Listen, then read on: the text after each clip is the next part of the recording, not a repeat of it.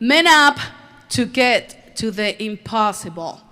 Sé hombre o mujer para llegar a lo imposible. Amén. Vimos en nuestra meditación anterior que la primera característica que David menciona y define como parte del consejo que le está dando a su hijo Salomón, de que se esfuerce y sea hombre, tiene que ver con tomar una resolución innegociable, sin concesiones, de guardar la palabra de Dios. Capítulo 2, primer libro de Reyes, versículo 1 en adelante. Llegaron los días en que David había de morir y ordenó a Salomón su hijo diciendo: yo sigo el camino de todos en la tierra. Esfuérzate y sé hombre. Diga conmigo, esfuérzate y sé hombre. Se aplica para la mujer también. Amén. Como les dije, según Gálatas, y el Espíritu habla, en Cristo Jesús no hay mujer ni varón, no en cuanto a que se confundan los roles, sino en cuanto a que somos vistos uniformemente por el ojo divino. Amén. Y luego dice: yo sigo en el camino de todos en la tierra, esfuérzate y sé hombre. Versículo 3: guarda los preceptos de Jehová tu Dios, andando en sus caminos y observando sus estatutos y mandamientos, sus decretos y sus testimonios, de la manera que está escrito en la ley de Moisés, para que prosperes en todo lo que hagas y en todo aquello que emprendas. ¿Para qué debemos guardar su palabra?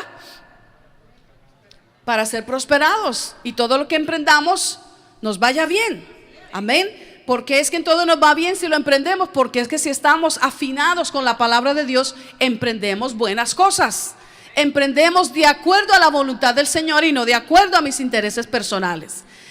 Versículo 4: para que confirme Jehová la palabra que me habló diciendo: si tus hijos guardaren mi camino, andando delante de mí con verdad de todo su corazón y de toda su alma, jamás, dice, faltará a ti varón en el trono de Israel. Y en eso nosotros pausamos en nuestro mensaje anterior. La primera característica, el primer rasgo, la primera manifestación de una hombría de acuerdo a la palabra, tanto para mujer como para hombre, hombría y feminidad, es guardar la palabra de Dios. Amén. Simply put, to man up according to the scriptures starts with observing God's word. Okay, to make an unshakable resolution to keep up God's word, to keep his word in our hearts. Amén. Muy bien, vamos a entrar al segundo punto. Miren lo que dice, versículos 5 y 6. ¿Listos? Ahora entramos a algo muy interesante. Ya sabes tú, dice David, lo que me ha hecho Joab, hijo de Sarvia, lo que hizo a dos generales del ejército de Israel, a Abner, hijo de Ner, y a Amasá, hijo de Jeter, a los cuales él mató, derramando en tiempo de paz la sangre de guerra. Eso es clave para nosotros. Y en lo que sigue, que dice: y poniendo sangre de guerra en el talabarte que tenía sobre sus lomos. ¿Cuál es el talabarte? El talabarte es el cinto, prácticamente el cinto de un guerrero donde cuelgan la espada o el sable. Y dice ese versículo 5: poniendo sangre de guerra en el talabarte que tenía sobre sus lomos y en los zapatos que tenía en sus pies. Tú pues, le dice David a Salomón, harás conforme a tu sabiduría, no dejarás descender sus canas al Seol en paz. Tremendo, ¿verdad? Drástico, parece radical, parece inconcebible. Ese lenguaje a veces un poquito, no sé, pudiera sonar muy belicoso en la palabra, pero Dios en todo tiene propósito. Amén. Ahora, le voy a dar una explicación espiritual a este consejo que David le da a su hijo. Prácticamente lo que David le está diciendo a Salomón, porque le estamos dando una aplicación espiritual, lo que David le está diciendo a Salomón es: aniquila, elimina de tu vida todo aquello que atenta contra la estabilidad o la seguridad tuya, de los tuyos y de lo tuyo, concerniente a tu comunión con Dios y a tu compromiso de llenar el criterio divino. ¿Me entendieron eso? En otras palabras, David le está diciendo: sé hombre para ser recto, para ser santo y para hacer justicia. ¿Están conmigo? Mire, para eso se necesita ser hombre y bien mujer. Man up to be righteous and to do justice. Amén. Sé hombre o sé mujer según Dios para acabar con todo aquello que amenaza la seguridad y el bienestar de tu vida espiritual, de tu vida familiar, de tu vida congregacional, de tu vida financiera y en todo aspecto. Man up to get rid of anything and to get rid of everything that is threatening your spiritual stability. Sé hombre para acabar con el peor enemigo que puede estar amenazando tu vida y que regularmente no está fuera de ti, sino que casi siempre está dentro de uno. ¿Por qué tenía Salomón que matar a Joab? Le voy a dar un recuento, espero que no sea tan extenso. ¿Por qué tenía que Salomón matar a Joab? Si Joab era general del ejército de Israel y hasta cierto punto Joab había probado ser leal a David, hasta cierto punto, y le había servido para alcanzar ciertos fines en favor de la extensión del reino o del gobierno de David. Pero ¿por qué tenía que matarlo? ¿Por qué tenía que matarlo ahora si Joab seguía dispuesto, así como él había servido a David, también continuar sirviendo bajo el reinado de Salomón, respaldándolo? ¿Por qué tenía que matarlo? Porque David lo había puesto a prueba.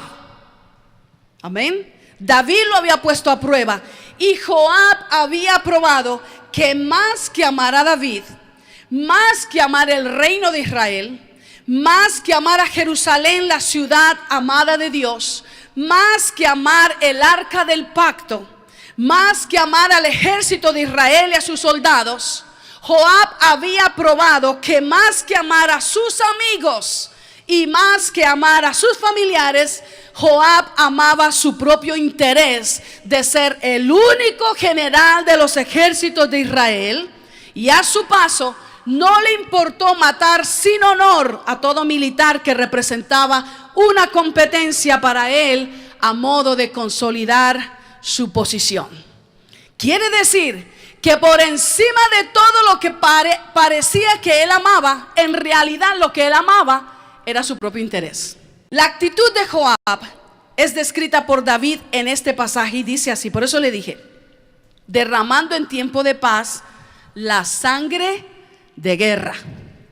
Según el segundo libro de Samuel, capítulo 3, cuando Joab asesinó a sangre fría a Abner, que era el general del ejército de Israel, lo hizo después que Abner había pactado con David, el rey de Judá, a punto de ser el rey de todo Israel. Y en ese pacto entre Abner y David, Abner le prometía y le juraba fidelidad a David para consolidar su reino sobre toda la nación de Israel y sobre todas las tribus, porque se habían dividido. David estaba tan convencido de la veracidad que regiría ese pacto que David le hizo un banquete a Abner, junto con la guarnición, con el batallón con el que él venía, y luego de ese banquete los despidió en paz. Quiere decir que él como rey quedó convencido del pacto y de la promesa que el general del ejército hizo delante de él. ¿Están conmigo? Nosotros a veces no captamos muy bien la idea de un pacto porque nosotros no somos mucho de una cultura de honor. Pero hay culturas y hay familias que son criadas y son levantadas con un muy alto código de honor, donde la palabra vale todo. Pero el rey David quedó tan convencido que le hizo banquete, le hizo comida, compartieron, tuvieron fellowship, tuvieron compañerismo y luego lo despidió. Él era el máximo general. Él era el militar de más alto rango de los ejércitos de Israel y era quien había sido el general de los ejércitos de Saúl. Por eso era importante que este hombre, Abner, le juramentara o le prometiera fidelidad y lealtad a David. Después de que ellos pactaron, era tiempo militarmente de paz, no solamente de tregua, sino tiempo de paz. se había firmado, se había ratificado un pacto, cesaba la violencia. ¿Cuántos de ustedes les son familiares esos términos?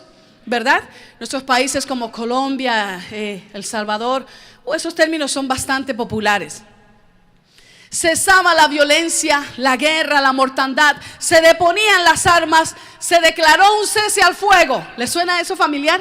Se declaró un cese al fuego y comenzaba a reinar la paz dentro de la nación de Israel. Abner se fue confiado después del banquete, y cuando Joab venía regresando a Judá y le dieron la noticia de lo que acababa de pasar, el pacto que se había hecho entre el máximo militar de Israel y el rey David, Joab se enteró de eso, de lo que David había hecho, del banquete que les había dado, de que los había despedido en paz, y con artimañas y con astucia hizo regresar a Abner, el máximo militar de rango que había en esa época. Abner viene confiado porque acababa de ¿qué? De ratificar un pacto. David no sabía que Joab lo había mandado a llamar a Abner. Abner regresa confiado, regresa seguro, regresa, ya no son mis enemigos, ya no nos vamos a pelear, ya no vamos a disputar, ahora estamos juntos en el mismo bando, en el mismo ejército, hacia la misma meta, bajo un mismo comandante general que era David. Y de manera miserable Joab lo asesinó cuando Abner estaba tan cerca de Joab, tan cerca como solo puede acercarse un alto militar a alguien más, porque está confiado bajo un pacto. Amén. Segundo libro de Samuel, capítulo 3, versículo 26 y 27. Se lo voy a leer. Y saliendo Joab de la presencia de David, envió mensajeros tras Abner, los cuales le hicieron volver desde el pozo de Sira sin que David lo supiera.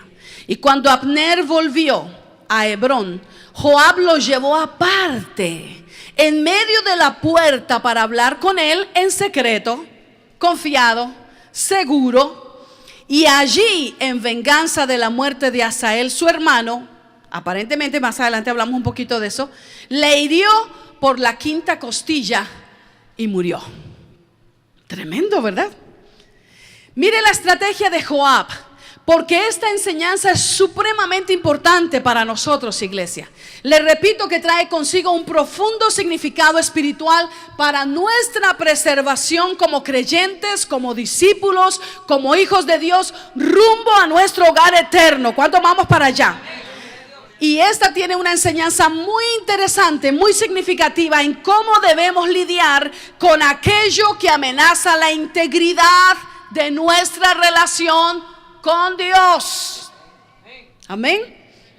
Segundo, Joab no solo mató vilmente al más alto oficial de rango militar en toda la nación, también asesinó a otro militar que le seguía en rango, de un muy alto nivel, y que disfrutaba de la confianza y del aprecio de David.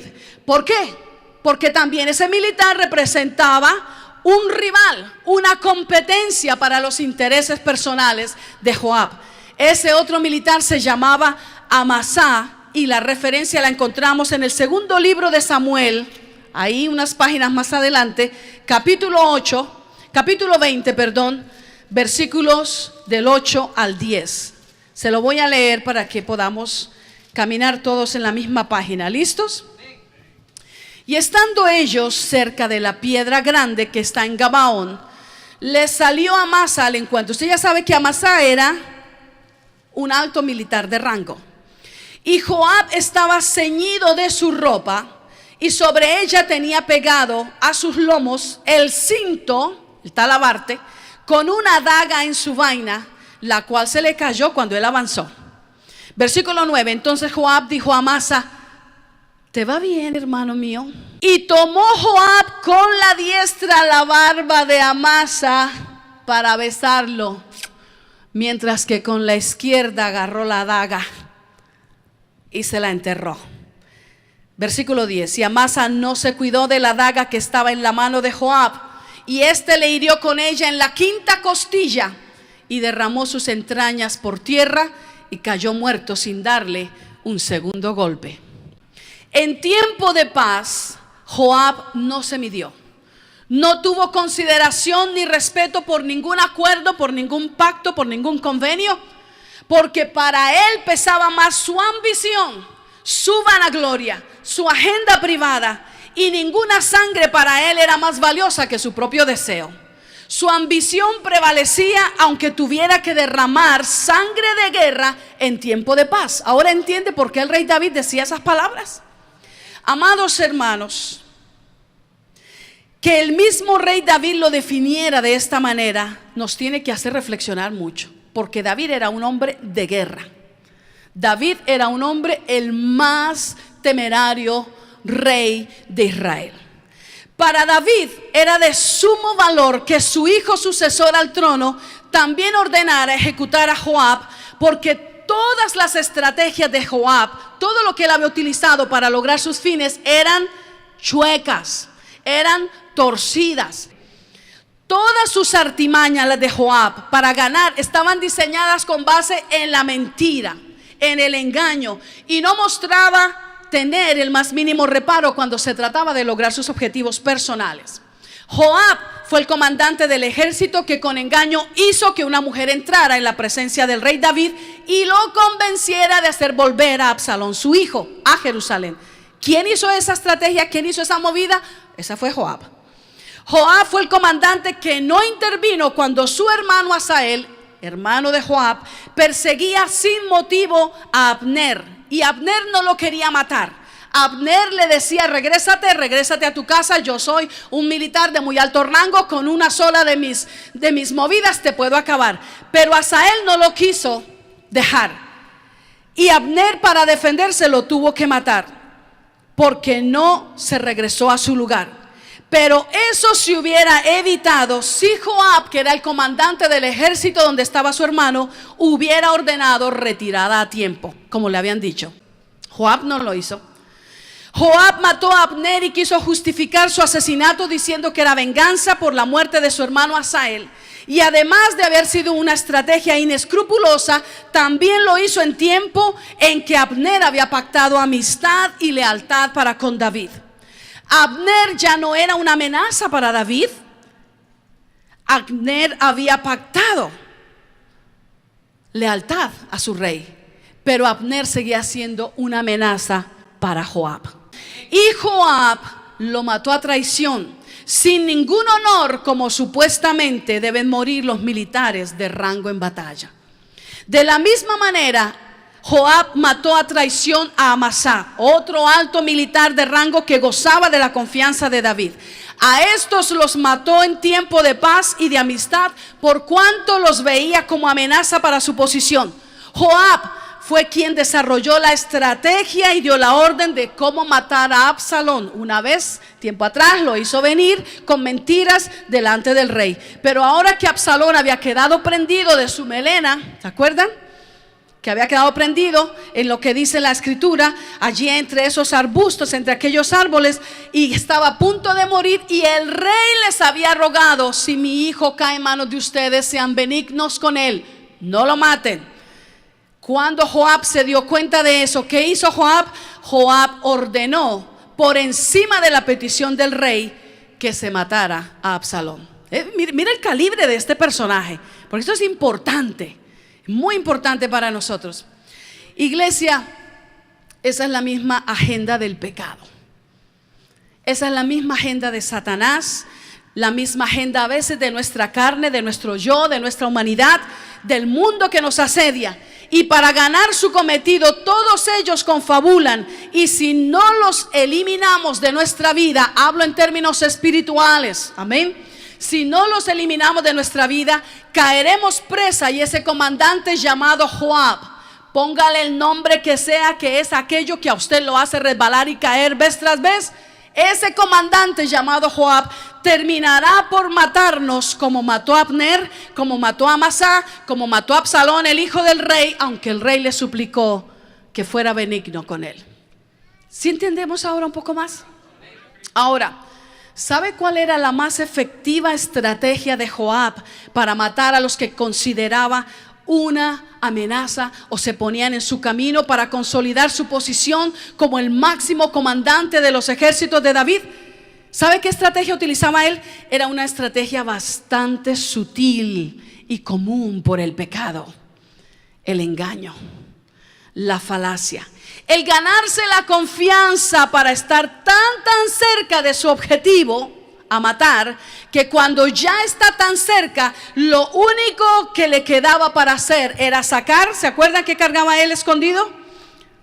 Sacar su daga, no la espada sino la daga, un puñal corto, sacar ese puñal que cargaba escondido, y mientras con una mano acariciaba al amigo y le llamaba hermano y lo acercaba para darle un beso y decirle cuánto te quiero, ay, cómo me caes de bien, yo te amo, yo voy a procurar tu bien, mientras con una mano lo acercaba para darle un beso en la mejilla, con la otra sacaba la daga y se la enterraba. Ya nos dimos cuenta que era diestro. A todos le metía la daga por la quinta costilla. Es la estrategia del pecado, estar tan cerca de nosotros, mientras que con una mano nos seduce, nos atrae, nos dice cómo te quiero, nos da un beso en la mejilla, con la otra está sacando la daga para enterrárnosla en el abdomen y nos deja desangrando. Que podamos tirar no solo toda la sangre, pero dice que se le salían hasta las entrañas y morimos irremisiblemente. La paga del pecado es muerte. Me es impuesto ahondar un poco más en este punto para los fines que el Espíritu Santo puso en mi corazón. Revisemos otra vez el versículo 5 del primer libro de Reyes 2. Ahí está, ahí nada más, unas páginas. Dice: ya sabes tú lo que me ha hecho Joab, hijo de Sarvia, lo que hizo a dos generales del ejército de Israel, a Abner, hijo de Ner, y a Amasá, hijo de Jeter, a los cuales él mató, derramando en tiempo de paz la sangre de guerra y poniendo sangre de guerra en el talabarte que tenía sobre sus lomos y en los zapatos que tenía en sus pies. Joab derramando en tiempo de paz la sangre de guerra y poniendo sangre de guerra en su cinto que tenía sobre sus lomos y en sus sandalias o en sus zapatos que cubrían sus pies. El cinturón donde descansa la espada o el sable, y las sandalias o el calzado que cubre tus pies, describiendo a un guerrero. ¿Qué puede estar más cerca de tu piel que eso? Cerca, ¿verdad? Bien cerca. Y sabes que el Espíritu me hizo entender, amada iglesia, en estos días, que la mención que David hace de estos detalles es para atender y entender la alerta que el Espíritu, por muchos medios, pero especialmente por su palabra, viene haciéndole al creyente desde hace tiempo. ¿Por qué se manchó el talabarte de Joab de sangre? ¿Por qué se manchó el cinto de sangre? ¿Por qué se manchó su calzado con la sangre de los generales? Porque los generales se confiaron, permitieron inadvertidamente que alguien traicionero los saludara, los abrazara, los envolviera y le dejaron entrar en sus entornos más cercanos, fiados que era como uno de ellos sin ponerlo a prueba. Lo recibieron como amigo y como colega, cuando en realidad era un traidor que terminaría matándolos y derramando su sangre en tiempo de paz. Tan cerca este miserable traidor, que hasta su cincho y sus zapatos se mancharon con la sangre de hombres honorables. Eso es lo que hace el pecado. Amén. Eso es lo que hace el pecado. Brothers and sisters, do you really know who your true enemy is? ¿Sabes quién es tu verdadero enemigo? Algunos pueden pensar que es la esposa. No, eso no es aquí. Cuidado, el Señor le quite ese mal pensamiento. Algunos pueden pensar que es el esposo. Ay, Señor, gracias porque en el mensaje de hoy me dijiste que me vas a dar un hombre nuevo. Gracias, Señor, yo ya no lo aguantaba. Un hombre nuevo en el que tenés. Dios puede cambiarlo a él a un hombre nuevo. No, que mi hijo, hoy nos despedimos porque Dios me dijo que me va a dar un hombre nuevo. Pues sí, pero en él tenés que lucharlo, orar, cubrirlo. Amén. Sí, no vaya a decir, la pastora dijo. Pues sí lo dije, pero ponga bien cuidado cómo lo dije. Amén. Así es, hermano. Hay quienes creen que su peor enemigo es su mamá, su papá, la maestra que siempre nos da exámenes, la pastora que siempre nos llama a corrección, ese líder, esa líder que hasta ahora quiere decirme dónde me debo sentar. Esos sugieres que a veces como atormentan. ¿No es cierto? Hay quienes creen que ese es el enemigo, el jefe en el trabajo. Pero ¿sabes que nuestro peor enemigo casi siempre se levanta dentro de nosotros mismos? El desánimo, la duda, la ansiedad, el justificar por qué yo hago lo que hago aunque sé que Dios no lo aprueba. El darme el lujo de ser flojo y decirse vez tras vez, es que nadie me entiende, nadie comprende mi situación, a ninguno le toca tan difícil ni tan duro como a mí, que otros tienen más y mejores posibilidades para vencer, para llegar lejos en la vida, para ser triunfantes menos yo. Pobrecito yo, pobrecita yo. Y mientras esté con ese lavado de cerebro justificando por qué soy mediocre, por qué soy negligente, por qué soy de doble ánimo, muy sutilmente eso me va debilitando y se va acercando tanto a mi naturaleza, ese enemigo, que cuando sea el momento del tiro de gracia, esa actitud, esa mentalidad, ese pensamiento, esa tentación con la que jugamos, ese asunto no corregido, ese pecado no confesado, esa práctica no rendida al Señor, esa pereza para consagrarme, esa falta de entrega, eso, precisamente eso que tú sabes que es, estará tan cerca de ti, que solo tendrá que empuñar la daga en tu abdomen y te dejará sangrando hasta morir. Wow. A Joab hay que matarlo, porque si usted no lo mata, a usted lo va a matar. ¿Sí entiende? Usted no puede estar jugando con el adulterio. Usted no puede estar jugando con cosas inmorales. Usted no puede estar jugando con las cosas de las que ya Dios las rompió, las quebrantó esas cadenas. ¿Usted para qué va a ponérselas otra vez? El día que usted quiera salir corriendo como hizo Sansón, estará tan cerca el enemigo que sin que usted se dé cuenta, mientras le da un beso por un lado, por el otro le está metiendo la daga y lo va a matar. Te va a dejar sangrando hasta morir familiarmente. Esa herida del pecado lo va a dejar sangrando tanto hasta morir financieramente, hasta morir emocionalmente, hasta morir mentalmente, sin brillo, sin entusiasmo, sin aspiraciones. Yo no entiendo cómo hay creyentes que no tienen aspiraciones, no tienen sueños en la vida, no tienen propósitos, no tienen objetivos. ¿Para qué se chupa el oxígeno que le puede servir a otros? Sí, hermanos, ¿para qué? Si la vida que Dios nos dio es tan maravillosa, tan grande, tan rica. Mire, hay gente que está gasping for air. Please. Si no hacemos algo valioso con nuestra vida, por lo menos dejemos que otros lo hagan.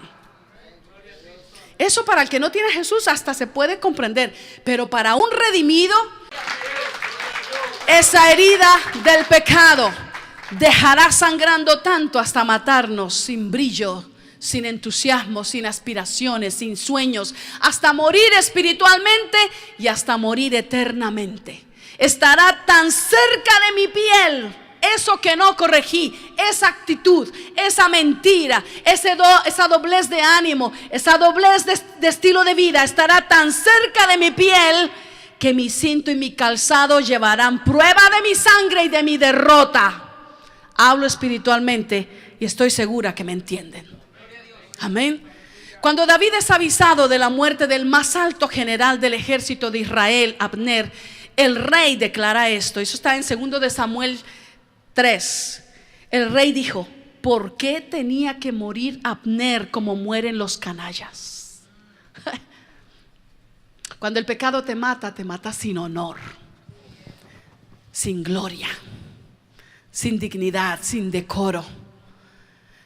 Si el desánimo, si la temperatura, si cosas tan triviales, tan secundarias me privan de serle fiel al Señor. Óyeme, como dijo el profeta, si con los de a pie te cansaste, ¿qué será con los de a caballo? Sí, hermano, si una nevada de media pulgada nos neutraliza, no podemos ir porque está nevando muchísimo. ¿Cuánto nevó? Menos de media pulgada. ¿Cayó hielo? No, solo el que está en la nevera. No puedo ir. Pero al trabajo sí puedes ir. Si con los de a pie te cansaste, ¿qué será con los de a caballo? ¿Están conmigo, iglesia? Por eso es tiempo para nosotros to man up. Ser hombres y mujeres que vamos a poseer lo imposible. Mire, cuando David es avisado, él dice esta palabra se llama una endecha, que quiere decir en literatura un cántico de tristeza, de duelo por la persona que murió. Y él dice: ¿por qué tenía que morir Abner como mueren los canallas? No tenías atadas las manos, ni te habían encadenado los pies. Quiere decir, si tú hubieras dejado que Joab se acercara a ti, viéndolo, poniéndolo a prueba, tú lo matas. Joab no te llega tan cerca. Pero moriste como que te hubieran atado las manos y te hubieran encadenado los pies. Es lo que está diciendo, ¿verdad? Caíste como el que cae en manos de criminales. Y luego dice David: hoy ha muerto en Israel un príncipe y grande. Quiero cerrar este punto, hermanos, diciéndole: el objetivo de nuestro enemigo no es solo enredarnos en algo más. El objetivo de nuestro enemigo no es solo enredarnos en algo sutil, en algo pasajero. Algunos creen: ¿qué tanto es una canita al aire, hombre? ¿Qué tanto es participar de esto, de aquello? ¿Qué tanto? El objetivo del enemigo es matarnos. Es hacernos morir sin honor, sin gloria, sin mérito alguno, sin decoro, sin dignidad. Porque pocos recuerdan quién inicia la carrera, pero todos recuerdan quién la termina. ¿No es cierto? Sí, todos recuerdan quién la termina. Por eso, iglesia, se lo repito, no es del que sale a correr, no es del que despegó cuando sonó el balazo y todos a correr, no es del que avanza hasta la mitad o del que casi llega, es del que llega. El coronado es el que llega. Que el Señor nos ayude a terminar nuestra carrera.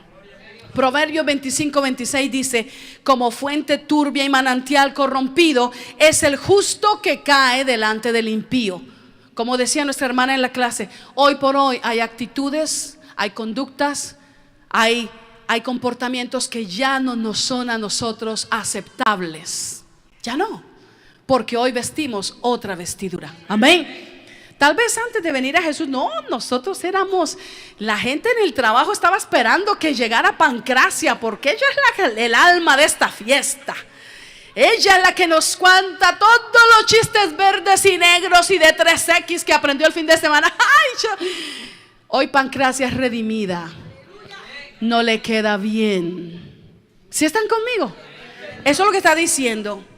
Mire, como manantial corrompido es el justo que cae delante del impío. Porque la gente dice: pero mira, dice que es cristiano. Malos negocios, y dice que es cristiano. Tuvo la oportunidad de una estafa, y dice que es cristiano. Tuvo la oportunidad, le dieron un cambio extra, y dice: ay, gracias, Señor, me diste para la ofrenda hoy.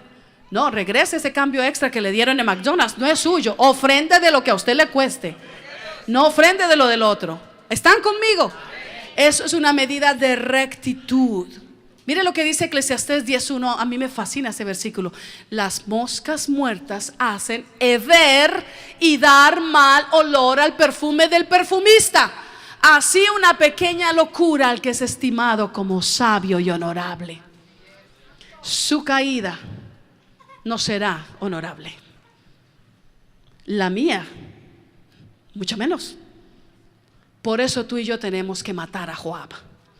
Amén. El que sea, el que está queriendo traer a tu vida ese pecado, esa conducta, lo que sea. Estoy convencida que existe solo una única manera de vivir a plenitud y una manera más gloriosa de morir: Jesús. Amén. I am convinced that there is only one way to experience life to its fullest and one way to die with glory. Both ways bear just one name, Jesus. Que el Señor nos ayude, hermanos. ¿Qué le parece? Por eso hoy, antes que el reloj corra una hora más y nos marque en el calendario un día menos de vida, yo, tu pastora, te invito a que te unas conmigo y te resuelva ser un hombre o una mujer que le dice a Dios: contigo de tu mano, llévame hacia lo imposible que tienes para mí, para mi familia, para mi iglesia en Vida Abundante, para mi comunidad, para mi nación, para las familias de la tierra a través de mi vida y para mi generación. Hoy, por si no lo has hecho, eliminas de tu vida al comandante Joab espiritualmente, que ha venido comandando áreas en ti que terminarán por destruirte y matarte. Hoy, no puede esperar otro día, hoy. A veces, hermanos, tenemos que tomar decisiones que no nos gustan, que no nos caen bien. A veces pudiera ser cortar con una relación, y lo hemos hecho, porque es que Joab a mí no me va a matar. ¿Están conmigo? Gloria sea a nuestro Dios. Vamos a entrar al otro punto. Mire lo que le dijo David a Salomón: sé hombre o sé mujer para ser bondadoso, misericordioso, agradecido. Versículo 7. Mas a los hijos de Barzillai Galaadita harás misericordia, que sean de los convidados a tu mesa, porque ellos vinieron de esta manera a mí cuando iba huyendo de Absalón tu hermano. Sé hombre o mujer para ser bondadoso, misericordioso, agradecido. Man up to be kind, to be merciful and to be grateful. Oiga, eso es muy curioso. Usted no me dejará mentir que muy pocas veces en nuestro medio, en nuestra sociedad, en nuestro ambiente, escuchamos que ser hombre es sinónimo de ser bondadoso. Pocas veces escuchamos que ser hombre es sinónimo de ser misericordioso. Pocas veces escuchamos que ser hombre es sinónimo de ser agradecido. Todo lo contrario. Oiga, ¿y ese muchacho por qué le grita hacia la mamá? Ah, es que él es bien macho. Mentiras, no es macho nada. Es fácil decir que alguien es hombre porque jamás tiene una actitud de consideración para con otros. Jamás reconoce sus faltas. Jamás pide perdón. ¿Por qué ese hombre nunca pide perdón? Porque esa mujer nunca pide perdón. Es que es bien macho. Es que es bien macha. Mentiras, no es macho ni es macha nada. No lo es. Hombre y mujer es tener el calibre, el nervio, el pantalón o la falda bien puesta de asumir mi responsabilidad y reconocer mis errores y decir: perdóname porque la regué. Así es. Se cree a veces que ser hombre o ser mujer es cuando no se asume responsabilidad, sino que siempre se está culpando a otros de la amargura, del fracaso, de su derrota, de su falta de progreso. Ser hombre de esa manera es fácil. ¿Y usted por qué no la hizo en la vida? No, es que mi papá. ¿Y usted por qué no llegó más lejos? Mi mamá. ¿Y usted por qué está tan fracasado? Mi jefe. ¿Y usted por qué? Y todo el mundo tiene la culpa. Todo el mundo tiene la culpa, menos ellos. Todos los cobardes, si así se define hombría, todos los cobardes son hombres. Todas las que nunca llegan a nada en la vida y desperdician su tiempo, entonces son muy mujeres. Pero eso no tiene nada de macho, ni mucho menos de hombría. ¿Están conmigo, hermanos? David sin duda había tomado el tiempo de contarle a su hijo Salomón, el sucesor al trono, de sus muchas batallas, de sus muchos momentos en la guerra. Y en una de esas escenas en que le contaba su recorrido, lo puso al tanto de la bondad de Barzillai el Galaadita, aquel que tuvo con él misericordia. Ocurrió cuando David huía porque era perseguido por su propio hijo Absalón. Cuando éste quería usurparle el trono y David tuvo que abandonar Jerusalén con toda una guarnición y llorando, como lo describe la Biblia, llorando David llegó a otro lugar para proteger su vida, la de los que estaban con él, pero ante todo para proteger que Jerusalén, su ciudad amada, sufriera algún daño irreparable. Según el segundo libro de Samuel, capítulo 17, del 27 al 29, cuando el rey David llegó a Mahanaim, que quiere decir campamento de Dios, con sus tropas y muchos de sus seguidores, este Galaadita llamado Barzillai los llenó de provisiones para calmar su hambre, su sed, para que pudieran descansar. Les dio camas, utensilios para cocinar, de todo. Los bendijo y los socorrió en tiempo de mucha escasez y de necesidad. David quiere asegurarse que esta bondad no pasa sin ser reconocida. ¡Qué hombría! Y quiere enseñarle a su hijo que aunque el favor fue hecho directamente al padre, a David, también el hijo debe agradecer y nunca olvidar que se encuentra en una posición favorable y de poder, porque otros también un día mostraron misericordia e hicieron bondad para con ellos. Therefore, man up to be thankful. Sea hombre para ser agradecido.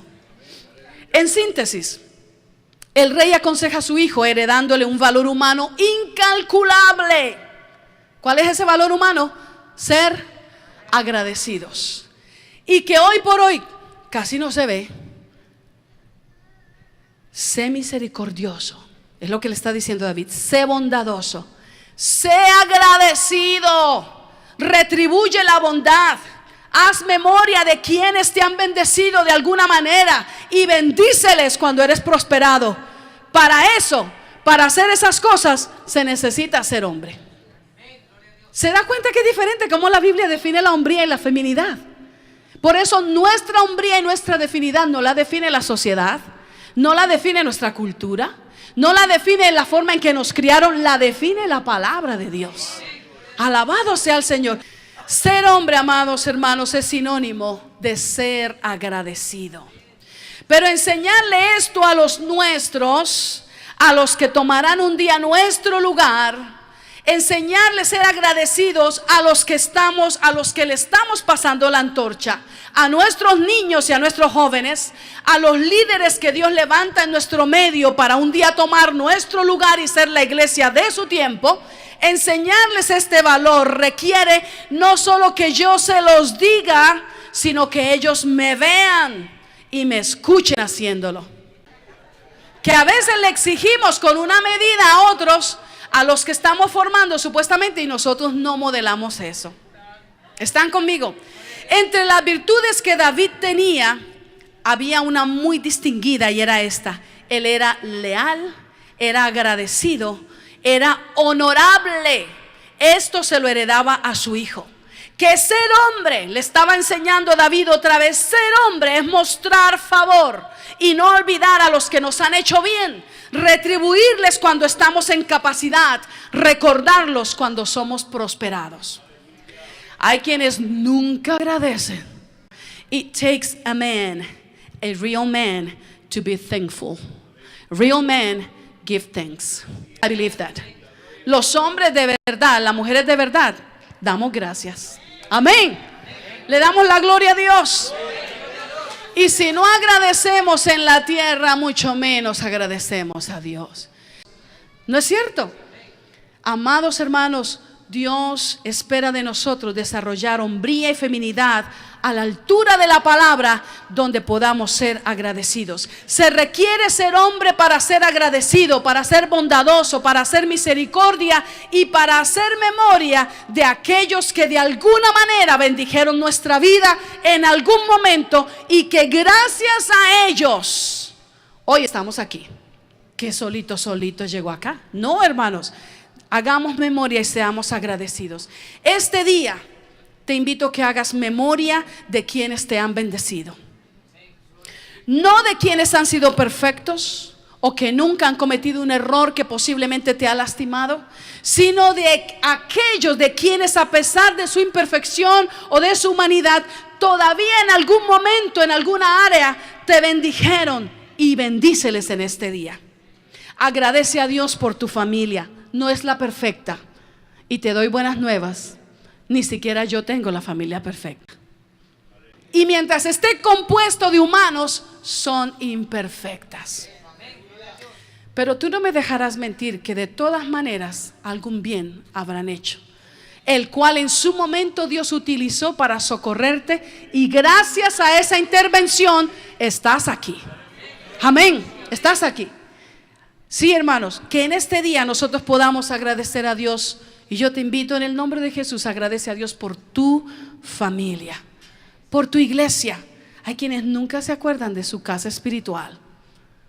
Nunca se acuerdan que son miembros de una familia espiritual. Viven bendecidos y en avivamiento con los ministerios de Joyce Meyer en televisión y de Benny Hinn.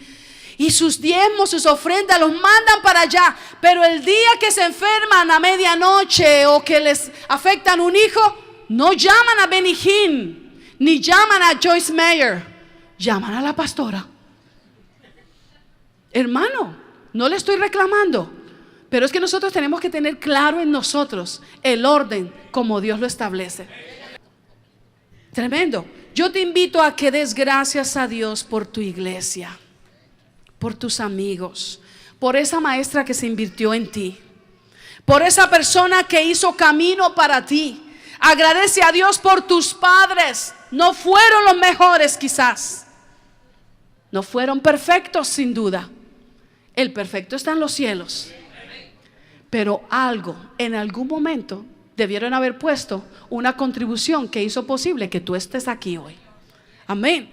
Agradece a Dios por tu esposo. Ay, pastora, eso sí me quedó muy de para arriba. Usted supiera lo que ese hombre me ha hecho. Casi le aseguro, porque psicológicamente está comprobado, que si le dan una vuelta al reloj y le dan otra vez la opción, usted vuelve a escoger el mismo hombre. Sí, está comprobado. Algunos se saben, una hermana se sacude. No, claro que sí. Agradece a Dios por tu pastor, por ese alguien que creyó en ti y te confió un privilegio cuando nadie más estuvo dispuesto a hacerlo, o nunca se le ocurrió a alguien más. Agradece y bendícele, y cuando seas prosperado, haz memoria de ese alguien, de su parentela, y que sean de los convidados a tu mesa. Eso es ser hombre. ¿Por qué no le damos al Señor un aplauso de agradecimiento? En primer lugar a ti, Señor. A ti, Señor. Gracias. Gracias, Señor. Gracias, Señor. Aleluya. A ti la gloria y la honra por los siglos de los siglos. Dile gracias, Señor. Gracias. Gracias por lo que tú eres. Y gracias por lo que das. Gracias por lo que declaras sobre mi vida. Y gracias por mis padres. Gracias por mi cónyuge. Gracias por mis hijos. Gracias por mi familia. Gracias, Señor.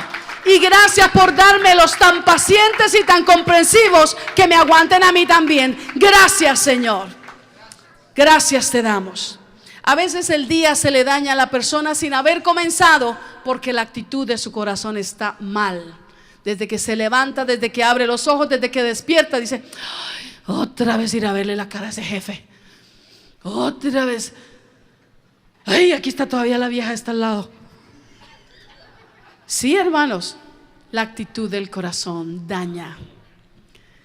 Será bueno que nosotros adoptemos actitudes de agradecimiento. Por último, el rey David le encarga a su hijo lo siguiente, versículos 8 y 9, y ahí vamos a terminar. También le dijo David a Salomón: tienes contigo a Simeí, hijo de Gera, hijo de Benjamín, de Baurim, el cual me maldijo con una maldición fuerte el día que yo iba a Mahanaim. Mas él mismo descendió a recibirme al Jordán, y yo le juré por Jehová diciendo: yo no te mataré a espada. Fue lo que David le dijo a este hombre Simeí que lo estaba maldiciendo. Le dijo: yo no te mataré a espada, la segunda vez que se encontraron. Pero ahora le dice David a Salomón: no lo absolverás, pues hombre sabio eres y sabes cómo debes hacer con él, y harás descender sus canas con sangre al Seol. Este David era cosa seria, ¿verdad? Era cosa seria el hombre. Por eso es que en el reinado de Salomón ningún rey ostentó hacerle guerra al hijo de David. Él fue el rey que reinó sin pelear nada. Tremendo. Bueno, la historia del padre. Sé hombre, le está diciendo David a Salomón, para ser sabio y para hacer juicio con sabiduría. Man up to be wise and to judge with wisdom. Amén. Eso es lo que está diciendo. Proceder alocadamente y tomar decisiones que traen consecuencias sobre nosotros y sobre otros es comúnmente visto como algo ligero. ¿Qué importa? Pero de acuerdo a la palabra se necesita ser hombre para tomar decisiones sabias y hacer juicios prudentes. Para eso se necesita ser hombre. Simei era un hombre que provenía de la tribu de Benjamín, la misma de donde venía Saúl, y tenía por lo consiguiente nexos con la casa de Saúl, el rey que Dios había desechado por causa de su desobediencia. Segundo libro de Samuel, capítulo 16, del 5 al 13, nos narra cuando David iba huyendo de Absalón. Su hijo lo estaba persiguiendo para matarlo, quitarle el reino, quitarle el trono, quitarle el cetro, aprovecharse y tomar la ciudad de Jerusalén. Y David va huyendo. Y cuando él va huyendo y llegando a Mahanaim, este hombre llamado Simei le salió al encuentro y comenzó a seguir al rey gritando por las orillas del camino y echando polvo y tirándole piedras mientras le gritaba y lo injuriaba al rey. Este hombre maldijo al rey y le faltó fuertemente al respeto, cosa que si el rey hubiera querido, no solamente por su fuerza, sino por el batallón que tenía, si el rey hubiera querido, inmediatamente lo hubieran matado a este Simei. Pero David se humilló y asumió esta afrenta como un acto permisivo de la voluntad de Dios y no quiso levantar su espada contra este pobre desaforado. Ya le conté en resumen lo que pasó. Tiempo después, cuando David entraba con gloria y con honra a tomar el reinado completo de la nación de Israel, este mismo hombre Simei corrió a su encuentro y se postró y le pidió misericordia, y David no se la negó. David le perdonó la vida porque sabía que tenía una deuda pendiente. David se la perdonó a Simei, perdonándole la injuria que había cometido en el pasado contra él sin causa. Pero, amados hermanos, loro viejo no aprende a hablar, mucho menos a cantar. Sí, usted entiende eso, ¿verdad? David sabía que este hombre Simei era necio, y en algún momento su necedad requeriría una medida correctiva definitiva, pues ya había mostrado que tenía calibre para afrentar la autoridad. David le impone a su hijo Salomón y le dice así: que use sabiduría y ejecute un juicio sobre este hombre Simei, y determinarse ser sabio y actuar con sabiduría es asunto de hombres de verdad. Amén. ¿Se preguntó alguna vez usted por qué Salomón pidió a Dios sabiduría y nada más? Nada más. Quizás hoy entiende por qué. David le dijo antes de morir vez tras vez: eres hombre sabio. Yo creo que él se quedaba: ¿será que soy sabio? Por si acaso mejor pedimos sabiduría. ¿Verdad? Eso es. Eso es. ¿Usted se ha preguntado alguna vez por qué Salomón solo pidió eso, habiendo podido pedir muchas otras cosas más? Mire lo que el papá le enseñó a él. Le dijo, le declaraba vez tras vez: tú eres hombre sabio. Declara tú eso sobre tus hijos. Y David declaraba eso sobre su hijo. Porque la sabiduría, ¿por qué pidió Salomón sabiduría? Porque la sabiduría excede el poder, excede la fuerza, excede la riqueza o sus antónimos. Usted puede ser débil, pero si es sabio usted va a llegar lejos. Usted puede no tener riqueza, puede que sea pobre, pero si es sabio usted va a llegar a ser rico. ¿Me entiende? Eso está comprobado en la escritura. Mire el juicio preciso de Salomón. ¿Saben lo que hizo Salomón con esta última característica del consejo? Salomón le estableció este límite a Simei y le dijo: no te mataré, pero te queda Jerusalén, la ciudad, por cárcel. Si algún día, le dijo Salomón a Simei, si algún día yo me entero que saliste de las fronteras de la ciudad de Jerusalén, por la razón que sea, que se murió el abuelo, se murió la mamá, que tiene un negocio, que le van a regalar una vaca, que tiene que traer el marrano que se le escapó, lo que sea, por la razón que sea, si algún día yo me entero que te saliste de Jerusalén, ese día ciertamente morirás. Es tremenda esta enseñanza, ¿a usted no le parece? Pasaron 3 años. La primera semana Simei estaba contento. El primer mes hacía fiesta. A los 6 meses seguía de fiesta. Eso celebraba todas las fiestas, cumpleaños. No, qué rico, puedo vivir. Y cometió una afrenta. Pero Simei era necio. Era necio. Y tal vez no pase inmediatamente, pero a los 3 años le avisaron a Simeí que se le habían escapado 2 empleados. Y Simeí, llevado por la ambición y por la codicia y por la locura de sus decisiones, él llegó y agarró el asno y lo montó, y se le olvidó la pena que existía sobre él de parte del rey, y se fue a perseguirlos. Y en eso salió del perímetro que estaba delineado para él a modo de proteger su vida. Eso está en 2 de Reyes capítulo 2, 36 al 46. Tremendo, ¿verdad? Ustedes saben que el rey tiene ojos por todo lado. La pastora no, pero el rey sí. Oídos por todo lado. La pastora no, el rey sí. Y el rey Salomón recibió la noticia, y ya casi terminamos. Rey Salomón, Simeí salió del territorio de protección. ¿Sabe qué pasó cuando él salió? Se acabó la cobertura sobre Simeí. La pena de muerte entró en efecto. Y así fue. El rey manda llamar a Simeí y ejecuta la sentencia de muerte sobre él, autorizando al nuevo general de sus ejércitos, llamado Benaía, que lo ejecute. Y ese día muere Simeí, no sin antes escuchar al hijo del rey, que él un día maldijo y afrentó, diciéndole, esto fue lo que Salomón le dijo: tu corazón sabe todo el mal que cometiste contra mi padre David. Jehová pues ha hecho volver el mal sobre tu cabeza. Amados hermanos, quiero cerrar con lo siguiente. Mi hermosa iglesia y preciosos amados en el Señor, por si no lo captó, permítame le aclaro que lo que mató a Simeí no fue David. Lo que mató a Simeí no fue Salomón, ni siquiera fue Benaía. Lo que mató a Simeí fue su loca manera de proceder, su errática manera de decidir, fue su necedad. Fue dejarse nublar su vista y dejarse oscurecer su corazón, creyendo neciamente que como había sido librado una vez de la muerte y del juicio, sería librado otra vez y otra vez y otra vez sin corrección. Porque es que cuando nos escapamos del castigo una vez decimos, ay, esta me burlé. Y vienen y nos traen otra vez otra tentación, otra prueba, y volvemos y la regamos y todavía no nos cae el castigo. Decimos, ay, de esta también me burlé. Y creemos que así va a seguir. Pero la necedad pasa factura.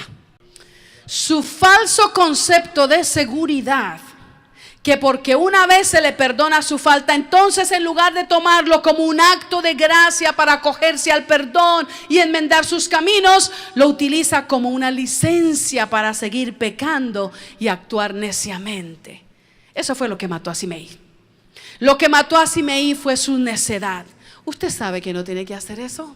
¿Por qué lo sigue haciendo? Usted sabe que hay lugares a los que usted no debe ir. ¿Por qué lo sigue frecuentando? Usted sabe que hay conversaciones en las que no le es saludable enredarse. ¿Por qué se da el lujo de enredarse en ellas? Usted sabe que hay imágenes que a usted no le hace bien verlas. ¿Por qué las sigue mirando? ¿Sí entiende eso? La necedad, la necedad. Lo que mató a Simeí fue su necedad, atentar, habitar seguro fuera del territorio de cobertura y pensar que seré librado de las consecuencias de mis malas decisiones, aún atreviéndome a retar la autoridad de Dios, saliéndome de su perímetro de protección para mí. Termino diciendo que hay pecados que son parte de nuestro pasado, de los cuales hemos sido redimidos y perdonados. ¿Cuántos le dan la gloria a Dios? Todos nuestros pecados al venir a Jesús han sido cubiertos con la sangre poderosa del Cordero. Pero no olvide que el que perdona es Dios, no el diablo. No el diablo. Amén. Corremos un alto riesgo al atentar contra nuestra seguridad y salirnos del territorio de cobertura que Dios nos ofrece bajo la obediencia. Pues déjame decirte que al cruzar esas fronteras hay un diablo furioso que no se medirá en cobrar venganza por aquella mala obra de la cual juntos participaron, de aquel pecado que juntos cometieron, porque es que el diablo se confabula con uno para enlodarlo, ¿no es cierto? Pero resulta que ahora en Cristo Jesús yo no tengo por qué pagar, porque la sangre de Cristo ya me cubrió y Él pagó por mí. Pero en cuanto yo he sido redimido o redimida por Cristo, para el diablo no hay otra oportunidad. Y fuera del perímetro de seguridad hay un diablo que no perdona. El enemigo de nuestra alma se vengará y no perderá la oportunidad que le demos de destruirnos y matarnos. Por eso, pon a prueba delante de Dios qué tan obediente y sumiso es tu corazón, qué tan leal y fiel, qué tan noble, receptivo y humilde es tu corazón, qué tan dispuesta es tu actitud para con Él. Tu mayor protección es tu obediencia a su palabra. Elimina a Joab de tu vida. Yo he tenido que hacerlo recientemente. He tenido que cortar relaciones porque me estaban matando. ¿Están conmigo? ¿Y usted cree que uno lo hace feliz y hace fiesta? Y no, duele. ¿O usted cree que a mí no me duele? Ay, me miran como... Una cosa es que usted me vea aplomada por la gracia del Señor, pero también soy de carne y hueso. Siento como tú. Tal vez no tengo tus mismas batallas, pero tendré otras. Dios sabe cuáles son las tuyas, sabe cuáles son las mías. A Joab hay que eliminarlo de nuestra vida. Abraza los valores honorables en tu vida y mantente en el territorio de cobertura de Dios para ti. Eso es ser hombre. Vamos a estar en pie, iglesia. Men up to do all of that, and therefore to get to the impossible.